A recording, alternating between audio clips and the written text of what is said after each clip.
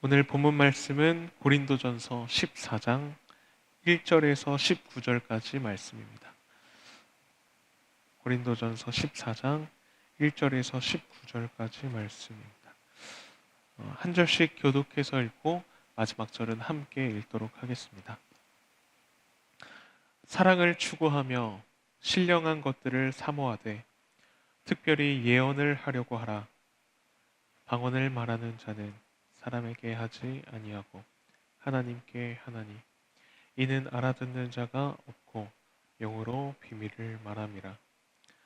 그러나 예언하는 자는 사람에게 말하여 덕을 세우며 권면하며 위로하는 것이요 방언을 말하는 자는 자기의 덕을 세우고 예언하는 자는 교회의 덕을 세우나니 나는 너희가 다 방언 말하기를 원하나 특별히 예언하기를 원하노라. 만일 방언을 말하는 자가 통역하여 교회의 덕을 세우지 아니하면 예언하는 자만 못하니라. 그런즉 형제들아 내가 너희에게 나아가서 방언으로 말하고 계시나 지식이나 예언이나 가르치는 것으로 말하지 아니하면 너희에게 무엇이 유익하리요? 혹 필이나 검은고와 같이 생명 없는 것이 소리를 낼 때에 그 음의 분별을 나타내지 아니하면 필이 부는 것인지 검은고 타는 것인지 어찌 알게 되리요? 만일 나팔이 분명 소리를 내며 누가 전투를 준비하리요? 이와 같이 너희도 혀로서 알아듣기 쉬운 말을 하지 아니하면 그 말하는 것을 어찌 알리요? 이는 허공에다 말하는 것이라. 이같이 세상의 소리의 종류가 많으나 뜻없는 소리는 없나니 그러므로 내가 그 소리의 뜻을 알지 못하면 내가 말하는 자에게 외국인이 되고 말하는 자도 내게 외국인이 되리니 그러므로 너희도 영적인 것을 삼아 교회의 덕을 세우기 위하여 그것이 풍성하기를 구하라. 그러므로 방언을 말하는 자는 통역하기를 기도할지니 내가 만일 방언으로 기도하며 나의 영이 기도하거니와 나의 마음은 멸매를 맺지 못하리라. 그러면 어떻게 할까? 내가 영으로 기도하고 또 마음으로 기도하며 내가 영으로 찬송하고 또 마음으로 찬송하리라. 그렇지 아니하면 네가 영으로 축복할 때 알지 못하는 처지에 있는 자가 네가 무슨 말을 하는지 알지 못하고 내 감사에 어찌 아멘 하리요? 너는 감사를 잘하였으나 그러나 다른 사람은 덕세움을 받지 못하리라. 내가 너희 모든 사람보다 방언을 더 말함으로 하나님께 감사하노라. 함께 읽겠습니다. 그러나 교회에서 내가 남을 가르치기 위하여 깨달은 마음으로 5마디 말을 하는 것이 1만 마디 방언으로 말하는 것보다 나으니라. 오늘 본문 말씀은 사랑장이라고 불리는 13장에 이어서 다시 고린도 교회에 있었던 은사에 관련된 문제를 이야기하고 있습니다. 그래서 14장을 시작하면서 이렇게 말합니다. 사랑을 추구하며 신령한 것들을 사모하되. 고린도 교인들은 누구보다 신령한 것을 사모하는 사람들이었습니다. 원래 신령한 것은 교회를 더욱 단단하게 세우기 위한 성령님의 선물입니다. 그러나 그들이 신령한 것을 사모하는 일은 교회 내에 많은 분쟁을 일으키게 하는 원인이 되기도 했습니다. 왜냐하면 그들이 신령한 것을 사모하는 그 방향성이 잘못되었기 때문입니다. 잠시 뒤면 살펴보겠지만 오늘 본문은 방언을 말하기보다 예언을 말하라 라고 권하고 있습니다. 왜냐하면 방언은 자기의 덕을 세우고 예언은 다른 사람의 덕을 세워주는 것이기 때문입니다. 그러나 사실 지금까지 고린도 교인들이 신령한 것을 사모했던 이런 모습은 다른 사람에게 덕이 되지 않을 뿐만 아니라 자기에게도 덕이 되는 것이 아니었습니다. 왜냐하면 그들이 신령한 것을 추구하는 그 방식이나 목적 자체가 잘못되었기 때문입니다. 그들은 이전에 이방신들을 섬겼던 그런 습관대로 또 세상이 추구하는 방식대로 자신을 드러내기 위해서 경쟁에서 이기기 위한 수단으로 교회 안에서도 그런 은사들을 사모했던 것입니다. 덕을 세운다는 말은 곧 터 위에 건물을 지어 올린다라는 말인데 이들의 건축은 애초에 그 터 자체가 잘못된 건축이었습니다. 그래서 바울은 그 터를 바로잡기 위해서 13장 전체 말씀을 통해서 사랑을 강조해서 이야기해 왔습니다. 이 사랑은 곧 터이신 예수 그리스도입니다. 그래서 어떤 목사님께서는 23장을 읽으면서 사랑이라는 단어가 등장할 때마다 예수라는 이름을 넣어서 읽어봐라 이렇게 말씀하시기도 합니다. 사랑이 아닌 다른 것을 추구하는 건축은 소리나는 구리와 울리는 꽹과리가 됩니다. 불 앞에서 흔적도 없이 타버릴 건축이 되고 마는 것입니다. 그래서 바울은 단순히 너희가 신령한 것을 구하는 것 때문에 교회가 이렇게 혼란스러워졌으니까 앞으로 더 이상 신령한 것을 구하지 마라, 사모하지 마라 이렇게 말하는 것이 아니라 사랑을 추구하며 신령한 것을 사모하라 라고 말하는 것입니다. 그리고 이어서 교회 내에서 필요한 구체적인 조언을 하고 있습니다. 특별히 예언을 하려고 하라. 방언을 말하는 자는 사람에게 하지 아니하고 하나님께 하나니. 이는 알아듣는 자가 없고 영으로 비밀을 말함이라. 이 구절들에서는 예언과 방언이 계속해서 비교적으로 나와 있습니다. 먼저 우리가 알아야 할 것은 여기서 말하는 예언이란 미래의 어떤 일들을 말하는 것이 아니라 한자의 맡길 예를 사용해서 말씀을 맡은 자, 곧 하나님의 말씀을 맡은 은사를 가리키는 것입니다. 그런데 이 예언과 방언은 그 방향성에 있어서 차이가 있습니다. 먼저 방언은 사람에게 하는 것이 아니라 하나님께 하는 것입니다. 또 영으로서 비밀을 말하는 것이기 때문에 오직 자기의 덕을 세울 뿐입니다. 반면에 이 예언은 하나님이 아닌 사람들에게 하는 것으로서 모두가 알아들을 수 있어서 그들의 덕을 세우고 또 그들을 위로하고 권면하는 역할들을 수행하게 하는 것이었습니다. 때문에 교회를 세우는 데 있어서는 예언이 방언보다 유익한 은사가 될 수 있는 것입니다. 그러나 이 고린도 교인들은 왜인지 모르게 말하는 사람도 알아듣지 못하고 듣는 사람도 알아듣지 못하는 이 비밀스러운 방언을 더 특별하고 더 높은 수준에 있는 어떤 은사로 생각하고 여겼던 것입니다. 우리가 생각을 해봐도 방언이라는 것이 아무리 신비하다고 한들 결국에는 그것을 말하는 주체는 바로 나입니다. 그것이 아무리 신비롭고 성령님께서 주시는 은사라고 한들 하나님께서 직접적으로 우리에게 밝히 드러내신 그 비밀보다 클 수는 없는 것입니다.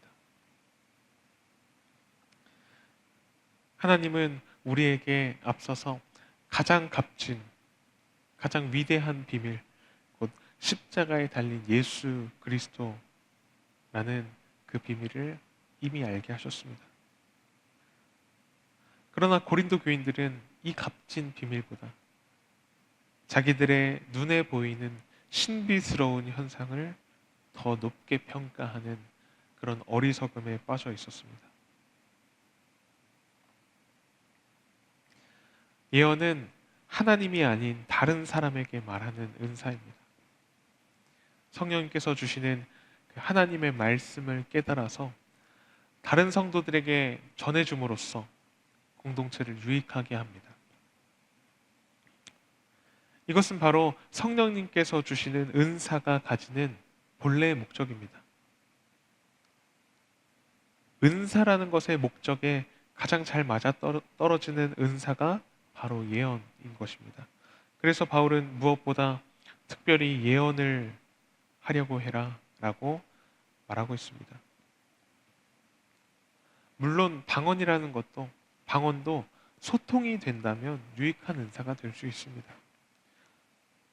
그러나 그것이 통역이 되지 않아서 다른 사람에게 깨닫는 것이 되지 못한다면 아무런 유익이 되지 못하는 것입니다. 중요한 것은 이 성도들 간의 소통이 될 수 있는지 여부입니다. 우리가 감히 성령님께서 주신 그 은사들을 평가하고 그 등급을 나눌 수는 없지만 은사가 가진 그 목적을 고려한다면 교회 내의 다른 성도들, 다른 지체들의 유익을 위해서 어떤 은사들은 더 적극적이고 활발하게 일어나야 할 것이라는 것을 우리는 생각해 볼 수 있습니다. 내가 얼마나 겉으로 드러나야 하는지가 아닙니다. 이것을 놓치면 은사는 지금 고린도 교인들이 보여주는 것처럼 오히려 공동체를 무너뜨리고 서로 분열시키는 무기가 될 뿐입니다. 필이나 검은고와 같은 이런 생명이 없는 악기도 자기만의 그 분명한 소리를 내지 못한다면 우리는 그것이 무슨 악기인지 구별할 수 없습니다. 그 소리가 분명하지 않으면 피리일 이유가 없고 검은고가 검은고일 이유가 없습니다. 특히 전쟁을 알리는 나팔이 분명한 소리를 내지 못하고 애매한 소리를 낸다면, 서로 알아듣지 못하는 소리를 낸다면 아무도 그 나팔 소리를 듣고 전쟁을 준비할 수 없습니다. 교회도 마찬가지입니다. 아무도 알아듣지 못한 소리만 낸다면 그것은 아무런 유익을 가져다 주지 못합니다. 생명이 없는 악기처럼 아무에게도 생명을 주지 못합니다. 아무도 전쟁을 준비하게 하지 못합니다. 아무도 서로를 위로하지 못하고 치료하지 못합니다. 고린도전서를 시작하면서 이야기했던 주 예수 그리스도의 날을 아무도 준비하도록 이끌지 못하는 것입니다. 그저 허공에 울리는 소음일 뿐입니다. 이어서 10절부터 살펴보시면 이같이 세상에 소리의 종류가 많으나 뜻없는 소리는 없나니 그러므로 내가 그 소리의 뜻을 알지 못하면 내가 말하는 자에게 외국인이 되고 말하는 자도 내게 외국인이 되리니 그러므로 너희도 영적인 것을 사모하는 자인즉 교회의 덕을 세우기 위하여 그것이 풍성하기를 구하라. 전에 전도사님께서 이 사도행전 강해를 하실 때 강조하셨던 말씀이 복음을 전할 때 중요한 것은 상대방의 언어로 말하는 것이다 라는 것을 강조하셨습니다. 여기서 바울이 말하는 것도 같은 말입니다.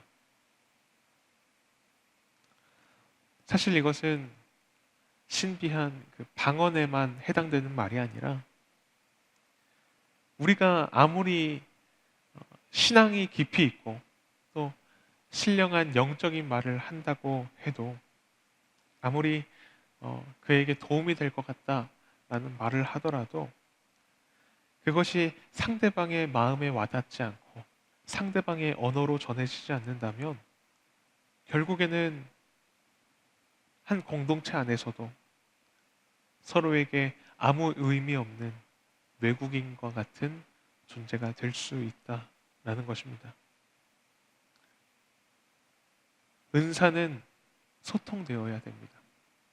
이 소통되지 않는 은사는, 소통되지 않는 이런 신비는 공동체의 분열을 가져옵니다. 그래서 우리가 정말로 영적인 것을 사모한다면 나 혼자만의 그런 우월감에 빠지는 것이 아니라 교회의 덕을 세우기 위하여 상대방의 언어로 소통하고 섬기는 일에 풍성해지기를 구해야 하는 것입니다. 바울은 고린도 교회의 누구보다 방언을 잘 하는 사람이었습니다. 18절에 보면 내가 너희 모든 사람보다 방언을 더 말함으로 하나님께 감사하노라. 그러나 교회에서 내가 남을 가르치기 위하여 깨달은 마음으로 5마디 말을 하는 것이 1만 마디 방언으로 말하는 것보다 나으니라 라고 말합니다. 바울이 방언을 할 줄 몰라서 그들에게 이렇게 말하는 것이 아닙니다. 그러나 자기를 과시하기 위해서 쏟아내는 그런 화려한 신비로운 1만 마디의 방언보다 말씀을 깨닫고 남을 위해서 전하는 그 5마디의 말이 교회에는 훨씬 낫다라는 것입니다.